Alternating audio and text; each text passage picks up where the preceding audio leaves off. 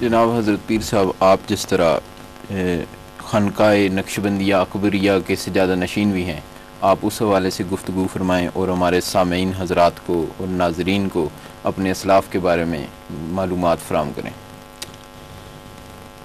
میں جس خانقاہ سے تعلق رکھتا ہوں، نقشبندیہ اکبریہ،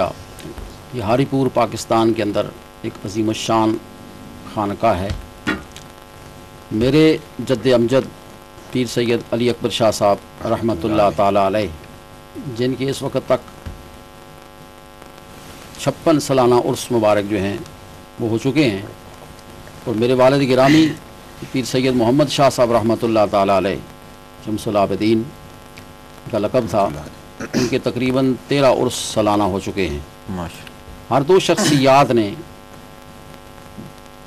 پہاڑی سلسلوں کے اندر پاکستان میں دور دراز کا سفر پیدل طے کر کے اس مشکل دور کے اندر گمراہوں کو ہدایت عطا فرمائی۔ ماشاءاللہ ماشاءاللہ۔ ہزاروں افراد اپنی تشنگی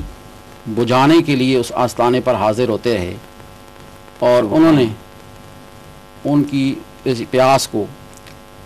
صوفیاء کرام کی تعلیمات اور طریقے کے ساتھ بجھایا اور ان کی تربیت فرمائی اس خانقاہ کے اندر۔ والد گرامی رحمۃ اللہ تعالی علیہ نے تاریخ ختم نبوت میں بھی کام کیا، اور تاریخ پاکستان کے اندر بھی آپ نے کام کیا۔ اس وقت وہ نوجوان تھے، لہٰذا یہ جو بھرپور 2 تاریخیں گزری ہیں، اس میں کام کرنے والے فخر کے ساتھ سر اٹھاتے ہیں کہ ہم نے اس تاریخ میں کام کیا۔ تو یہ سعادت اس خانقاہ کو بھی نصیب ہے کہ ہمارے بزرگوں نے پاکستان کے بنانے کے اندر بھی، اور پھر اسلام کی نشاط ثانیہ کے لیے، اسلام کے عقائد کے تحفظ کے لیے بھی انہوں نے رات دن ایک کیا، اور وہ کام کرتے رہے۔ سبحان۔ اس وقت بھی اس خانقاہ کا نظام جو ہے وہ بدستور انہی بزرگوں کی نظر عنایت کے ساتھ اور ان کے فیضان کے باعث وہ چل رہا ہے۔ اس ادارے سے، خانقاہ سے اس وقت ایک ماہنامہ جامع نور جو نکلتا ہے، اس میں بھی انہی کی تعلیمات کو سمایا جاتا ہے، اور وہ لوگوں کی تشنگی بجھا رہا ہے۔ پاکستان میں اور دنیا بھر کے اندر ان کے مریدین حضرات موجود ہیں، ان سے عقیدت رکھنے والے، اور ان کی تشنگی کو بجایا جا رہا ہے۔ ان کا سالانہ عرس پاک ہوتا ہے، جس میں لاکھوں لوگ شرکت کرتے ہیں، اور وہاں علماء کرام اپنی نورانی مواعظ اسنا سے ان کی تشنگی پیاس کو بجھاتے ہیں، اور ان کی خدمت کی جاتی ہے ہر اعتبار کے ساتھ۔ اسی طرح اس خانقاہ پر دارالعلوم محمدیہ غوثیہ کے نام سے ایک بچیوں کا دینی ادارہ قائم ہے، جس کے اندر بچیاں زیور تعلیم سے آراستہ و پیراستہ ہوتی ہیں، ان کی تربیت بھی کی جاتی ہے۔ جب خانقاہوں پر دینی ادارے قائم ہوتے ہیں تو وہاں بیک وقت 2 قسم کی تعلیمات ہوتی ہیں۔ دن میں دوئی نہیں ہے، ان میں غیریت نہیں ہوتی، وہاں پر پہلے قال اللہ و قال رسول کی تعلیم دی جاتی ہے، ان کو وہ سبق سکھایا جاتا ہے، قرآن پاک کی تعلیم سے راستہ پیراستہ کیا جاتا ہے، حدیث پاک کی ان کو تعلیم دی جاتی ہے، اور اسی کے ساتھ ساتھ خانقاہی نظام جو ہے اس کے اندر ان کی تربیت کی جاتی ہے، تاکہ جب وہ طالبات یا طلباء مدرسہ سے فارغ ہوں تو وہ خشک ملا نہ ہوں، وہ صرف مولوی نہ ہوں، وہ ایسی معلمہ نہ ہوں جن کے اندر خشکی ہو، اور وہ لوگوں کو اللہ اور اس کے رسول سے دور کریں، اور وہ لاٹھی لے کر کھڑی ہوں، بلکہ ان کے دلوں میں خود بھی ایسا جذبہ ہوتا ہے کہ جو اللہ رسول سے محبت کے تقاضے پیدا کرتا ہے، اور دوسروں کو بھی پھر وہ ایسی تعلیم دے سکتی ہیں، کیوں کہ وہ صوفیاء کرام کی تعلیمات پر مبنی تعلیم حاصل کرتی ہے۔ کہ گرد مستاں گرد گر میں او کم رسد بوئے رسد گر بوئے او کم رسد رویت ایشاں بسد۔ کہ طالب حق تو ان مستوں کے گرد گھوما کر، کہ تو ان کے گھومنے کی وجہ سے ہو سکتا ہے تجھے بھی شراب کا 1-2 گھونٹ میسر آ جائے۔ یہ شراب عشق الہی کے 1-2 گھونٹ تو بھی پی لے گا، اور شراب معرفت الہی کو تو بھی پا لے گا۔ اور خبردار، اس گھومنے کی وجہ سے اگر ہو سکتا ہے کہ تو محروم رہ جائے شراب کی وجہ سے، شراب پانے سے، لیکن اپنے آپ کو پھر بھی بد نصیب مت سمجھ۔ کم از کم تجھے یہ تو سعادت حاصل ہے کہ تو شراب کی بو تو سونگھ لے گا،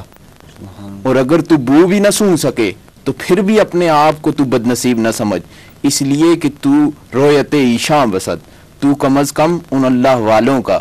ان اللہ کے قرب پانے والوں کا دیدار تو کر رہے گا، ان کے روح باری کو تک لے گا، تو یہ تیرے لیے سعادت کی بات ہوگی۔ جناب پیر صاحب، آپ نے جس طرح خانقاہی نظام پر سیر حاصل گفتگو کی، آج کل کے سامعین و ناظرین کے ذہنوں میں یہ سوال اٹھتا ہے کہ خانقاہی نظام جو صدیوں سے ہمارے ہاں چلا آ رہا ہے، کیا اسی کی ضرورت آج کے اس دور میں بھی ہے یا اس کو بدلنے کی ضرورت ہے؟ میں یہ سمجھتا ہوں کہ اس دور میں تو اس کی ضرورت بہت اشد ہو گئی ہے۔ کیوں کہ اس وقت دنیا کے اندر گمراہی بہت زیادہ ہو گئی ہے۔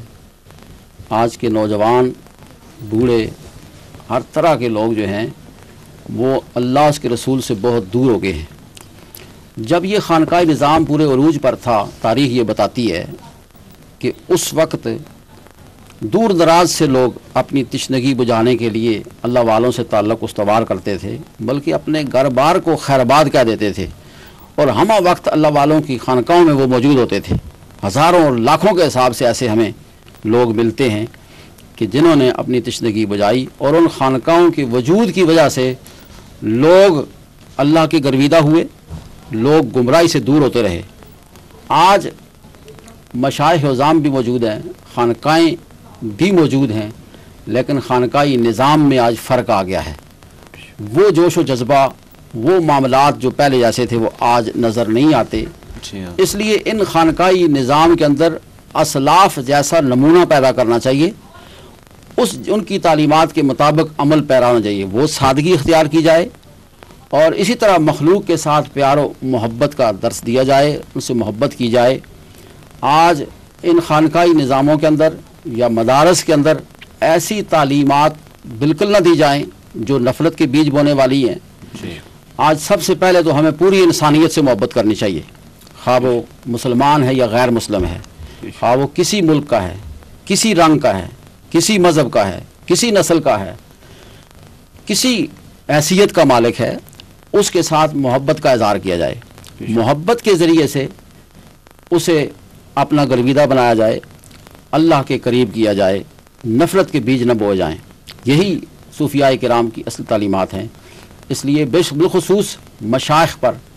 خانقاہی نظام کے حاملین پر یہ ذمہ داری اور بڑھ جاتی ہے کہ آج ہر طرف لوگوں کے اندر پیاس موجود ہے، لہٰذا اس نظام کے اندر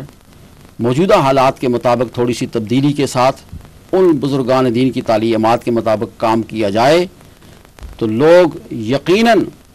اس نظام کے گرویدہ ہیں، وہ اپنا حل چاہتے ہیں اپنے مسائل کا، اور لوگوں کے مسائل کا حل اللہ کے ذکر میں ہے۔ لوگوں کے مسائل کا حل اسی خانقاہی نظام کے ساتھ وابستہ ہے۔ جو مسجد، مدرسہ اور خانقاہ سے دور ہیں وہ لوگ کامیاب و کامران نہیں ہیں، کیونکہ اللہ کا یہ اعلان ہے، جو بات اللہ فرما دے وہی برحق ہے۔ قد افلح من تزکا، سبحان اللہ، حقیقت میں وہ فلاح پا گیا جس نے تزکیہ کر لیا۔ بے شک، تزکیہ کلب میں نہیں ہوتا، بے شک، تصفیہ اور تزکیہ جو ہے یہ ہوٹلوں میں نہیں ہوتا، بے شک، یہ تصفیہ دنیا داروں کی صحبت سے ساتھ نہیں ہوتا، یہ تزکیہ قلب، تصفیہ قلب، تزکیہ نفس جو ہے یہ اللہ والوں کے ساتھ ہوتا ہے، یہ خانقاہی نظام کے ساتھ وابستہ ہونے کے ساتھ ہوتا ہے، بے شک، یہ مدارس کی تعلیم کے ساتھ ہوتا ہے، یہ مساجد میں آنے کے ساتھ ہوتا ہے، یہ اللہ اللہ کرنے کے ساتھ یہ تصفیہ اور تزکیہ ہوتا ہے۔ اس واسطے لوگوں کو چاہیے کہ وہ حقیقی فلاح اگر پانا چاہتے ہیں، اور حقیقی فلاح جو ہے وہ دنیا کو حصول نہیں ہے، حقیقی فلاح جو ہے وہ عہدہ و منصب حاصل کرنا نہیں ہے، حقیقی فلاح جو ہے وہ بڑی بڑی گاڑیاں حاصل کرنے کے ساتھ نہیں ہے، حقیقی فلاح بڑی بڑی عمارتیں اور کئی مکان حاصل کرنے کے میں نہیں ہے، حقیقی فلاح جو ہے وہ اللہ کے ساتھ تعلق استوار کرنے سے ہوتی ہے، وہ اللہ اس کی رسول کی تعلیمات پر عمل کرنے سے ہوتی ہے، وہ صوفیاء کرام کی تعلیمات پر عمل کرنے سے ہوتی ہے، اور ان کے ساتھ اپنی نسبتیں استوار کرنے کے ساتھ حقیقی فلاح ہے۔ اور حقیقی فلاح یہی ہے جو اللہ کا قرب عطا کرے، اللہ سے پھر دوری نہ ہو، یہ حقیقی فلاح ہے۔ اللہ تعالی ہم سب کو حقیقی فلاح اختیار کرنے کی توفیق عطا فرمائے۔ آمین۔